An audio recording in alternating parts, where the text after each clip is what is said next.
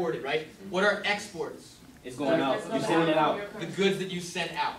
Okay, so if we look at this, there are some goods you import, you bring into your country, some goods you send out. In 1870, we have about $300 million in goods we brought in, and 350 that we sent out.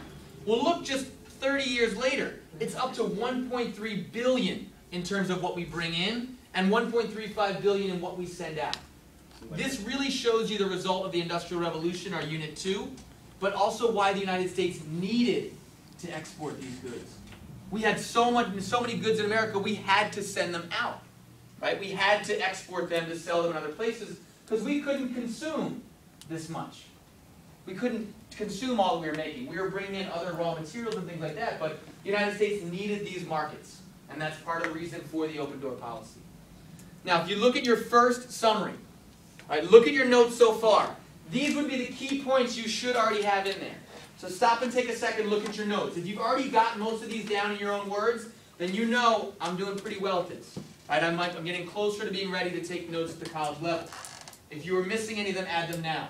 But you should have your own definition of the Monroe Doctrine, and maybe some analysis, right? That we were hypocrites, that later we went against our own idea. If you didn't add that extra analysis, if all you had was a definition, look in those margin notes and say, oh yeah, the U.S. goes against their word later. And you might even want to put the specific country that we saw in the cartoon, which was England. Hawaii, one of the first areas. You should have a definition of manifest destiny. In your own words, you should know what that means. You should have a working definition of imperialism in your own words. And then you should have a list of the reasons for imperialism. And most importantly, again, we've said it 3 times, this idea that the U.S. had a surplus of goods. If you already had all that in your notes, you're doing a good job. If not, take the time to add some of the key ones that you missed. And then we're going to move on into the open door policy.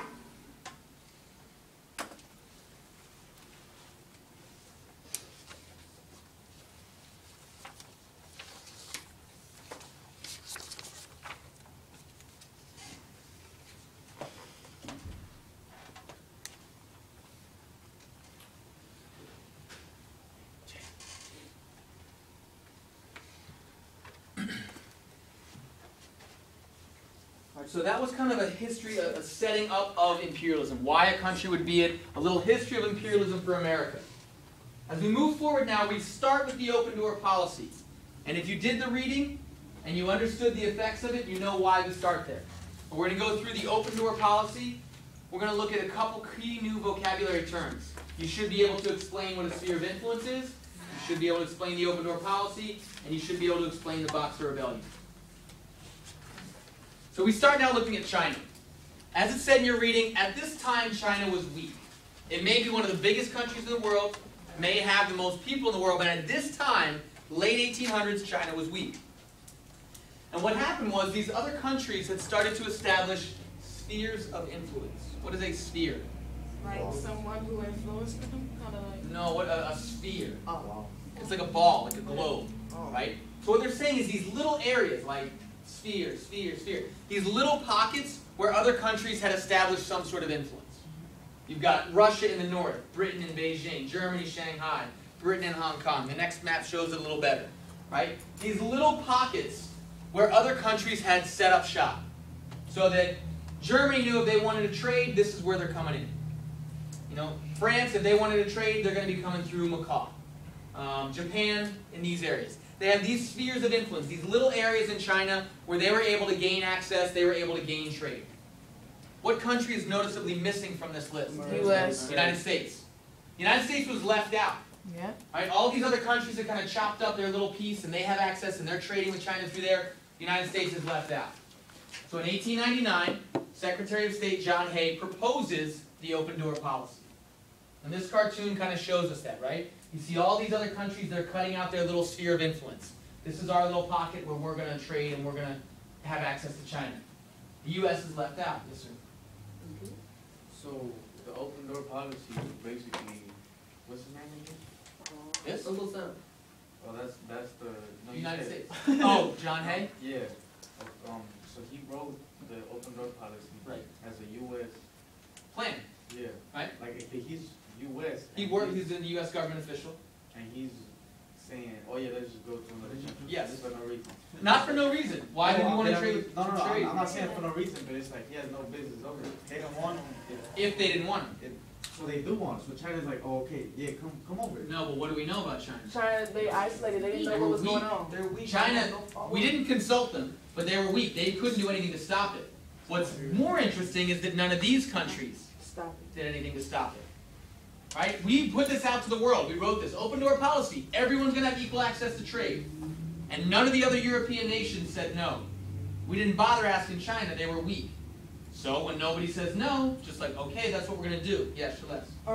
There's the open door policy. Wouldn't that kind of make it like, so what if it was like, well, America, the other way around? Does that let them come in and get trade too? Well, certainly, they're not necessarily coming here, but we're trading goods with them for sure. We need them.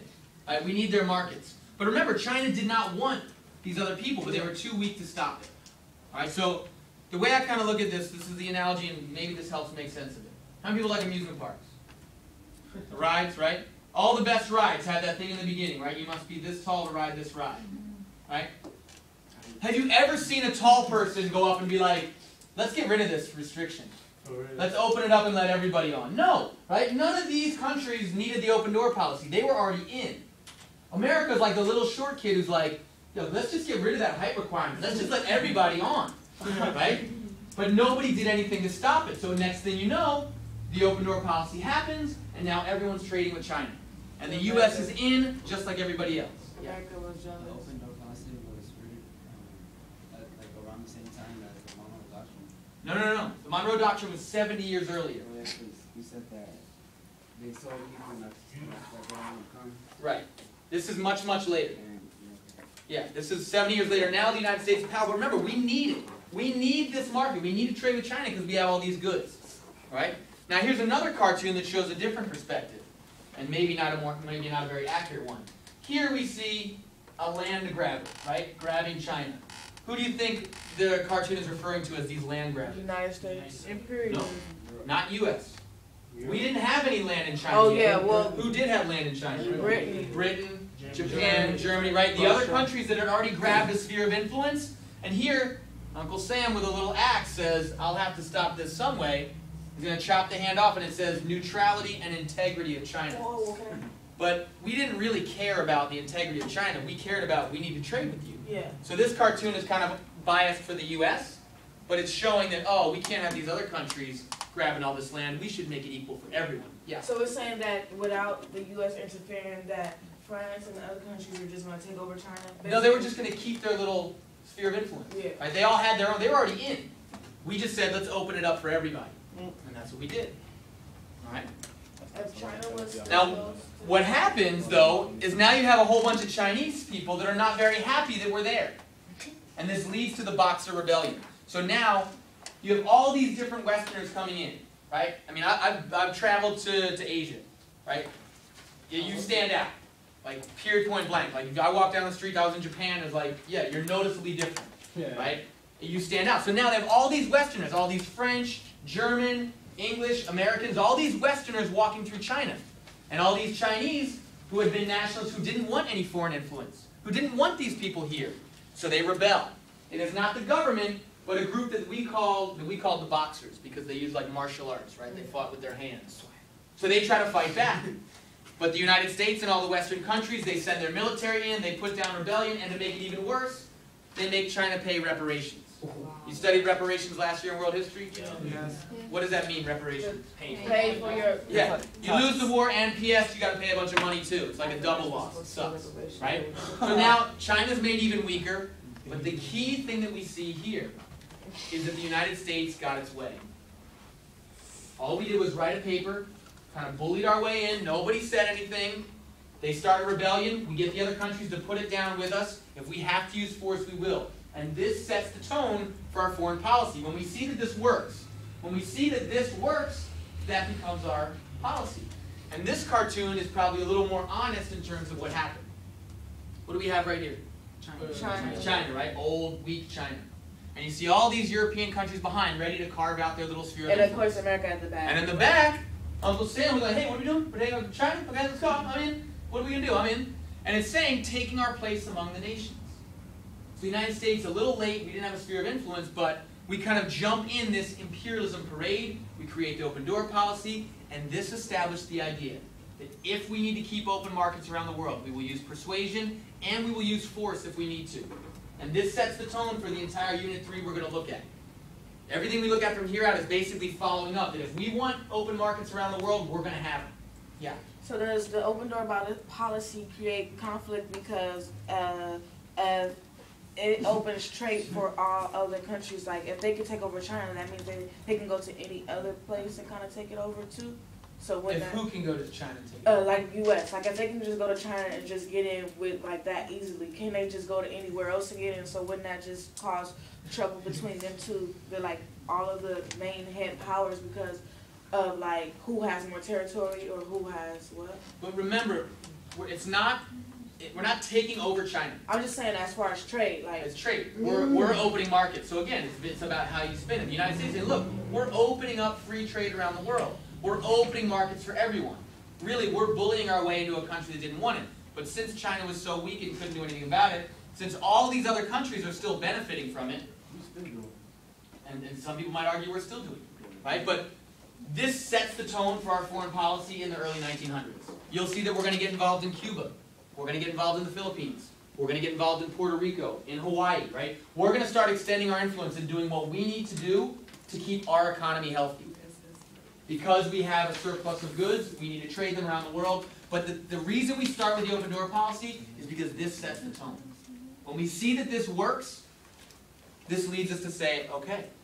Now by now, this is again, I think a lot of people, before I go on to the next slide, most people stop taking notes at the bottom part. We've talked about why the U.S. proposed the policy.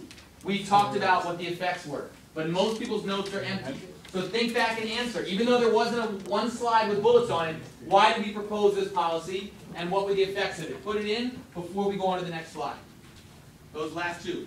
It wasn't one slide, it didn't have bullets. We talked about it. Why did we propose the policy? Put it in your own words. And what were the effects of it? Yeah. Right here it says that the country was left out of the United States, but it said that